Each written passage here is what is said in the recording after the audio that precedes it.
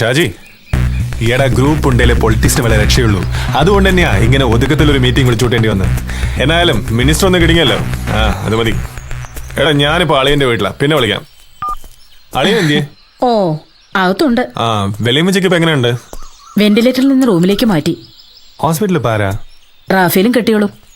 എന്നതാ അവിടുത്തെ പ്രശ്നം? അയ്യോ, പ്രശ്നം തന്റെ പെങ്ങള് തന്നെയാ. അല്ലെങ്കിലും കുറ്റം എപ്പോഴും എനിക്ക് തന്നെ ആണല്ലോ.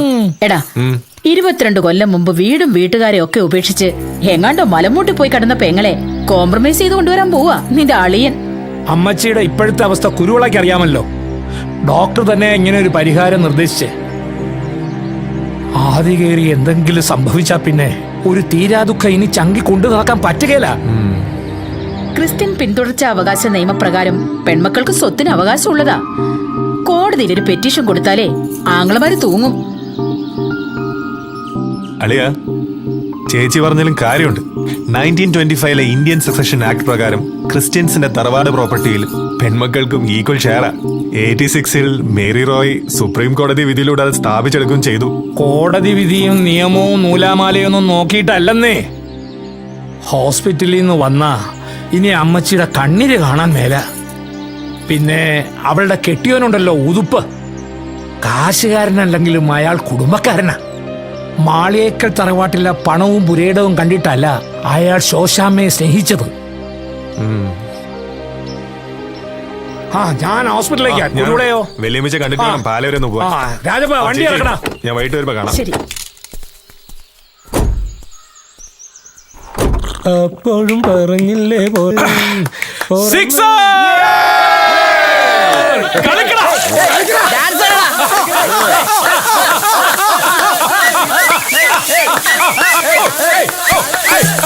ഇപ്പോഴത്തെ കാലത്ത് നല്ല നാടൻ കള്ളു കുടിക്കണമെങ്കിൽ തെങ്ങേറ്റം പഠിക്കണം. കള്ളും കൂടെ തെങ്ങിൽ നിന്ന് താഴേക്ക് വന്നാൽ അതിൽ പിന്നെ ആനമ്മയ്ക്ക് നവസാരമൊക്കെ ചേർത്ത് ഒരു കാപ്പിരി സാധനമായി മാറും. 2 വിക്കറ്റ് ഔട്ട്. തിരുമേനി താനെത്രയായി? ഒന്നാമത്തെ ഓവറിലെ അവസാനത്തെ പന്ത് ബാക്കി. ഡാൻസ് ഇതിന്റെ കൂടെ ഒരു ലാത്തി ചാർജ് കൂടി ആയല്ലോ. മറ്റവനെ കഞ്ചാവ്. ഇതിനോടൊപ്പം ഒരു പുക കൂടി എടുത്താൽ ലാത്തി പോലെ പെട്ടെന്ന് ചാർജ് ആവും.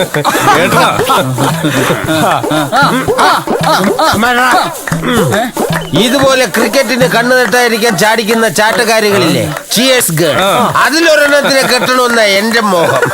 വെറുതെ ബെഡ്റൂമിലിട്ട് ചാടിക്കാലോ. മതി നിർത്തിക്കോ. ഇനി സീനിയർ ചേച്ചിമാരെ പഞ്ചാര അടിക്കലെന്ന് രേഖാമൂലം എഴുതി തന്നിട്ട് പൊക്കോ. ഇനി ബ്ലാക്ക് ബോർഡിൽ ഓരോരുത്തരായി ചോക്കൊണ്ട് എഴുതിക്കോ. ചേച്ചിമാരെ പഞ്ചാര അടിക്കില്ല.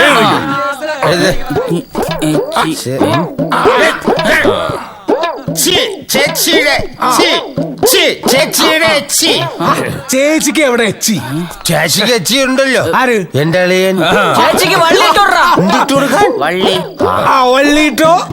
പഞ്ചാര അടിക്കില്ല. കഞ്ചാവിന്റെ കഞ്ചാവിൽ എവിടെയാണ് ഇഞ്ച? കഞ്ചാവില് ചുക്കല്ലേ ഉള്ളു.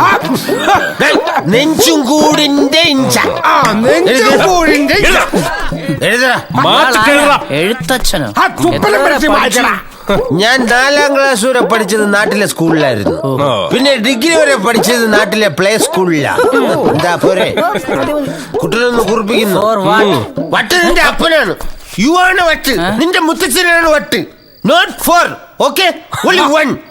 Not me, not UK, not AB. Only this Balan. Understand? ശരിക്കും ചാർജായി. വാടൻ റൗണ്ടിൽ ഇറങ്ങിയിട്ടുണ്ട്. വിട്ടോടാ.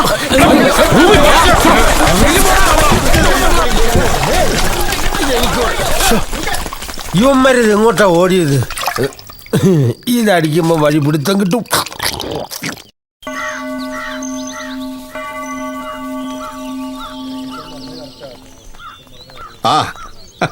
എന്താണോ മാത്തപ്പ? ചായ കാശി അല്ലേ മാത്തപ്പൻ ചേട്ടാ? എത്ര വേണം? ഒരു 200. താൻ ബിരിയാണി ചെമ്പിലാണോ ചായ കുടിക്കുന്നേ? ചാരായത്തിനാണെങ്കിൽ തുറന്നു പറഞ്ഞൂടെ? 2 ദിവസമായാലും അങ്ങോട്ട് കണ്ടിട്ട്. അല്ല, പിന്നെ ഈ കഴിപ്പ് മാത്രം പോരാ, വല്ലതൊക്കെ ഭക്ഷിക്കുമ്പോൾ അച്ഛൻ അന്വേഷിക്കുന്നുണ്ടായിരുന്നു. എന്താ കാര്യം? എന്താ കാര്യമെന്ന് അറിയില്ല. നിങ്ങൾ നടന്നോ, ഞാൻ അച്ഛനെ ഒന്ന് കണ്ടേച്ചും വരാം. വാ ശരി വാ വാ സിനോളെ എന്താടാ മണിയടിച്ച് കിഡ്നി അടിച്ചു പോയവരുണ്ടല്ലോ മിക്കവാറും പള്ളിപ്പെരുന്നാളിന് മുമ്പ് ഒരു കുഴി വെട്ടേണ്ടവര് ആ കുഴി തന്നെ നിന്നെ ഇടേണ്ടി വരും. മണിയടി ഇന്നത്തെ കോളൊത്തു ഒരു പൈന്റ് മേടിക്കാം.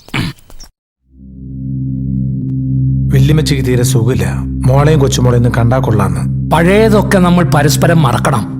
10-22 കൊല്ലമായാലേ ഇങ്ങനെ അകന്ന് കഴിയാൻ തുടങ്ങിയിട്ട്. ഇനി എല്ലാം മറക്കണം. ഒന്നും മറക്കാൻ പറ്റില്ലച്ചോ. അത്രയ്ക്കേറെ ഇവരെന്നെ ഉപദ്രവിച്ചിട്ടുണ്ട്. എന്നെ മാത്രമല്ല, എന്റെ കുടുംബത്തെയും. സഭയും സമുദായവും അന്ന് ഇവർക്കൊപ്പമായിരുന്നു. അങ്ങനെയാണല്ലേ ഞങ്ങൾക്കൊണ്ട് പറയാൻ. പെങ്ങടെ ഒത്തുകല്യാണത്തിന് അന്നാ ഞങ്ങളുടെ അപ്പച്ചൻ ഞങ്ങൾക്ക് നഷ്ടമായത്. ആരാ എന്റെ കാരണക്കാരൻ? റാഫേലേ നിർത്ത്. തമ്മിൽ തല്ലാനല്ല, ഒരു സമാധാനം ഉണ്ടാക്കാനാ നിങ്ങൾ ഇങ്ങോട്ട് വിളിച്ചു വരുത്തിയത്. തന്നെ ഒറ്റുകൊടുത്ത ശിഷ്യനോട് പോലും ക്ഷമിച്ചവനാ കർത്താവ്. ആ തമ്പുരാന്റെ തിരുസന്നിധിയിൽ വെച്ച് ക്ഷമാപൂർവ്വം ഒരു പരിഹാരം ഉണ്ടാക്കണം. ഒരു പരിഹാരവും വേണ്ടച്ചോ. കർത്താവിന്റെ കൃപയാൽ ഈ മലമൂട്ടി ഞങ്ങൾ സന്തോഷത്തോടെ ജീവിക്കുക. ബന്ധങ്ങൾ ഇനി ഏച്ചു കെട്ടിയ അത് മുഴിച്ച് നിൽക്കൂ. അല്ലെങ്കിൽ തന്നെ കൊച്ചുമോക്ക് പേരും പ്രശസ്തിയും വന്നപ്പോഴാണല്ലോ ഈ ഒരു കുടുംബത്തെ ഓർമ്മ വന്നത്. ഒന്നും വേണ്ട, പറമ്പിൽ ഇത്തിരി പണിയുണ്ട്, ഞാൻ പോവാച്ചോ. ഇവരുമായിട്ടൊരു ഒത്തുതീർപ്പിന് ദയവായി ഇനി അച്ഛൻ മെനക്കെടരുത്. അപേക്ഷയാ.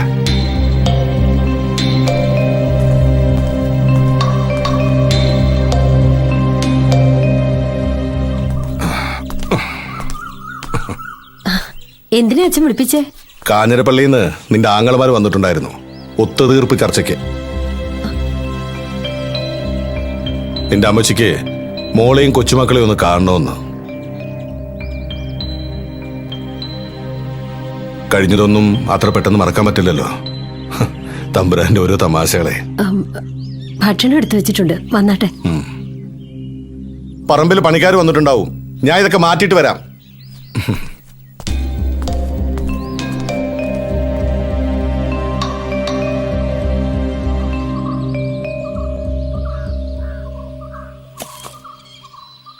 പുതുപ്പെട്ടോ?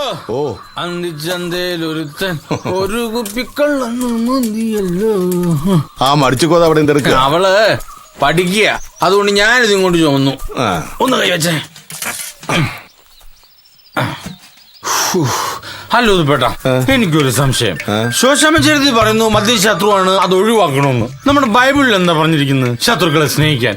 ഞാനിപ്പോ ആര് പറയുന്ന അനുസരിക്കണ്ടത്? ഇത്തിരി മത്തുണ്ടെങ്കിലേ മാത്തപ്പനെ കാണാൻ ഒരു ചേലുള്ളൂ. അതുകൊണ്ട് താൻ ബൈബിളിൽ പറഞ്ഞ പോലെ ശത്രുവിനെ അങ്ങ് സ്നേഹിച്ചാൽ മതി. ഇതാരും റബേക്ക മോളോ? അതെ, പഴയ പോലെയല്ല. മോളിപ്പോ ഇന്ത്യ ഗവൺമെന്റിന്റെ പ്രോപ്പർട്ടിയാ, സ്വർണ്ണ ഖനി. അത് ഓർമ്മ വേണം. ഇതുങ്ങൾക്കൊപ്പം നിന്നില്ലെങ്കിലേ ഒക്കെ കള്ളപ്പണി ചെയ്യും. ആ, ഇവള് ആശ്വാസം മോള് തന്നെയാ. അല്ല, ബാങ്കിൽ ഇന്റർവ്യൂവിന് പോയിട്ടുണ്ടായി. ആ, ബാങ്കുകാർ, LICക്കാര് ഇവളൊന്ന് സമ്മതം മൂളിയ ഇന്ത്യൻ റെയിൽവേ വരെ ചൂളം വിളിച്ച് ഇവിടെത്തും. തൽക്കാലം ജോലി വേണ്ടെന്നാ മോള് പറയുന്നത്. എന്താ മോളെ അത്? അടുത്ത ഒളിമ്പിക്സാ എന്റെ സ്വപ്നം. ജോലി കിട്ടിയ പരിശീലനത്തിന് ശ്രദ്ധ കുറയും. മാത്രല്ല ശമ്പളവും ജീവിക്കാനുള്ള സൗകര്യം ഉണ്ടായ ലക്ഷ്യത്തിന്റെ തീവ്രതയും കുറയും. അതുകൊണ്ട് കുറച്ചു കാലം ഞാൻ എന്റെ അപ്പച്ചിയുടെ കൂടെ പറമ്പിലും പിന്നെ ട്രാക്കിലും കഴിച്ചുവിട്ടിട്ട് മതി. ബാക്കിയുള്ളതൊക്കെ ജോലി.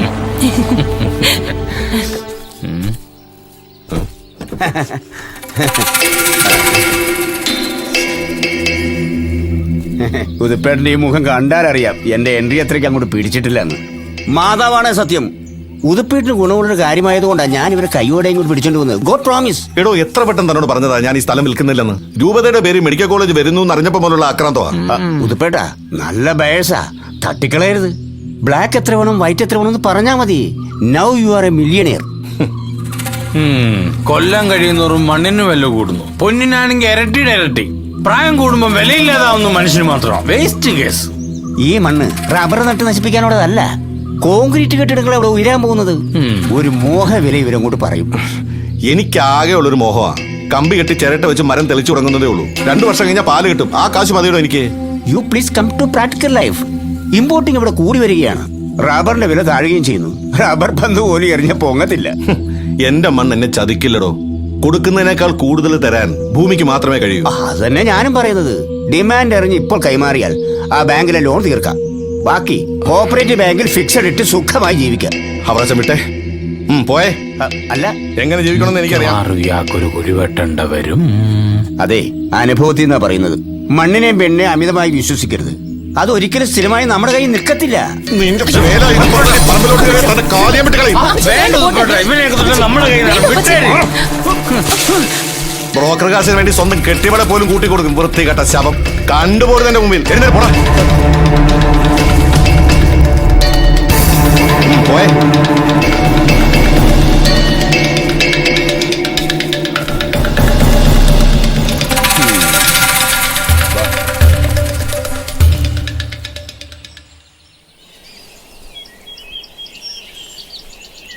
ഇവിടെ സംഭവിച്ചതൊന്നും മോൾ അമ്മച്ചിയോട് പറയണ്ട.